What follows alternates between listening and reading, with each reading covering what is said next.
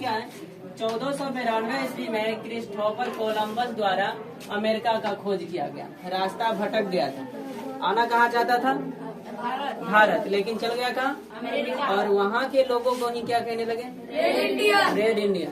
और उस देश को क्या कहता था, भारत हम पहुँच गए। लेकिन भारत पहुँचा था, नहीं पहुँचा। उसके बाद देखिए एक और व्यापारी का नाम आता है, 1498 ईस्वी में पुर्तगाल के व्यापारी होते हैं, ठीक है। उसका नाम क्या होता है, वास्को डी गामा। यह उत्तम आशा अंतरिक्ष होते हुए भारत के मालाबार यानी कहे तो केरल के कालीकट बंदरगाह तक पहुंचता है। देखिए अभी कैसे पहुंचता है, देखिए कालीकट के एक स्थानीय शासक जमोरिन होता है। अब देखो भारत में पहले क्या था, या अभी भी क्या है, अतिथि देवो भव, अतिथि देवता के समान होते, उनका सेवा सत्कार करना चाहिए।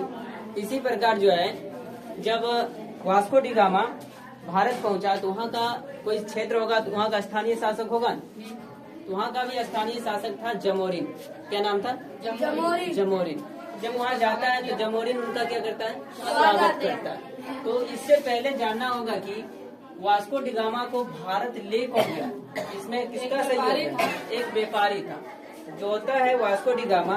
वो भी आता है और अफ्रीका के दक्षिणी तट पर उत्तम आशा द्वीप तक आकर रुक जाता है। उसके बाद उनको भी पता नहीं होता है कि भारत किधर जाए।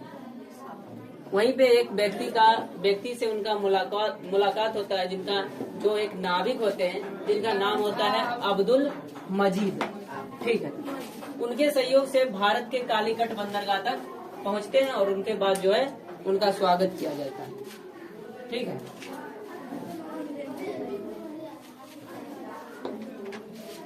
अब जब वास्को डी गामा यहाँ आता है, किस लिए आता है, व्यापार करने के लिए, यहाँ से मसाला को ले जाने के लिए आता है। तो जब यहाँ से भारत से जब वो जाता है तो उनको जो है 26 गुना मुनाफा होता है। कितना गुना, 26 गुना मुनाफा हो जाता है। तब मान लो कोई सामान खरीदेंगे उसमें और उनको हम बेचेंगे, अब उसमें 26 गुना मुनाफा हो रहा है, तो ऐसा व्यापार करना कोई छोड़ेगा नहीं। तो उसके आसपास के जितने भी देश थे वो भी भारत आने का सब कोशिश करे, ठीक।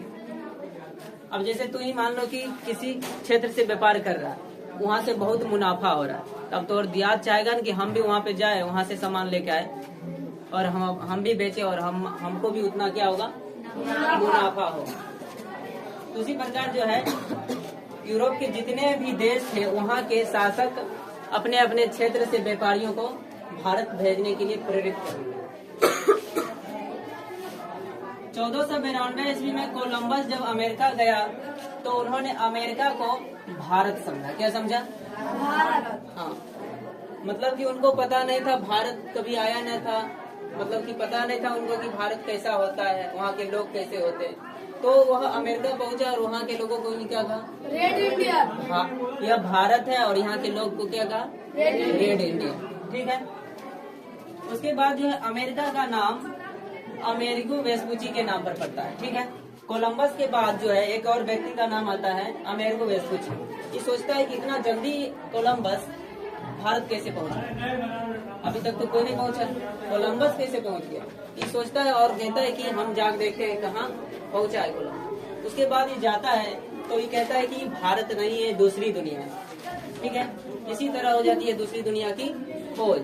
उनका एक नया महाद्वीप, मतलब एक नया महाद्वीप के नाम से उन्हें पुकारा जाता है और लास्ट में जो है अमेरिगो वेस्पुची के नाम पर ही अमेरिका का नाम रख दिया जाता है, ठीक है।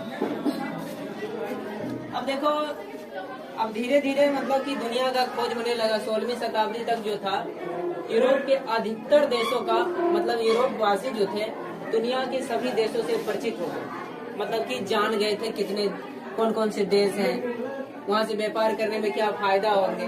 तो 16वीं शताब्दी तक यूरोप वासियों को पूरी दुनिया के बारे में पता चल गया। तो उसी दौरान जो एक व्यक्ति का नाम आता है मैगलन। क्या नाम है, मैगलन। 1519 ईस्वी में मैगलन ने पूरी दुनिया का चक्कर लगाया। आपसे पूछा जाएगा कि पूरी दुनिया का चक्कर लगाने वाला प्रथम व्यक्ति कौन है, कौन है, मैगलन। क्योंकि यह दूसरी दुनिया, क्योंकि पूरी दुनिया का चक्कर लगाया और इन्होंने कहा कि सभी समुद्र एक दूसरे से जुड़ा हुआ है।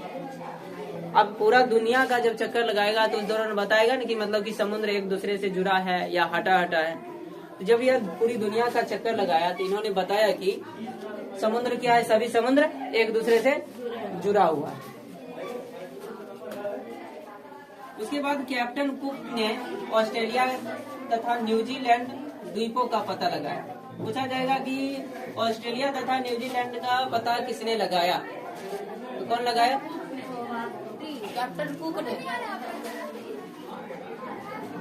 किसने लगाया था? कैप्टन कुक ने। कैप्टन कुक ने लगाया था। ठीक है।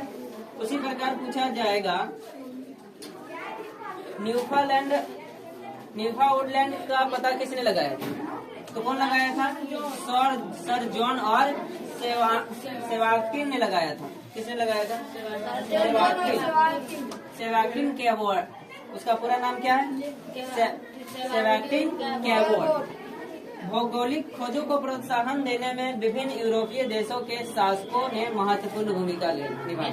जैसे ही पुर्तगाल के व्यापारी वास्को डी गामा जब भारत पहुंचा और भारत से व्यापार करके जब अपने देश में बेचा तो उनको 26 गुना मुनाफा हुआ।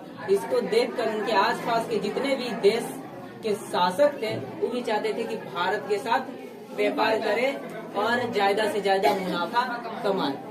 तो इसमें जो है भौगोलिक खोजों को प्रोत्साहन देने में सभी यूरोप के जितने भी देश के शासक थे उसने महत्वपूर्ण भूमिका निभाई।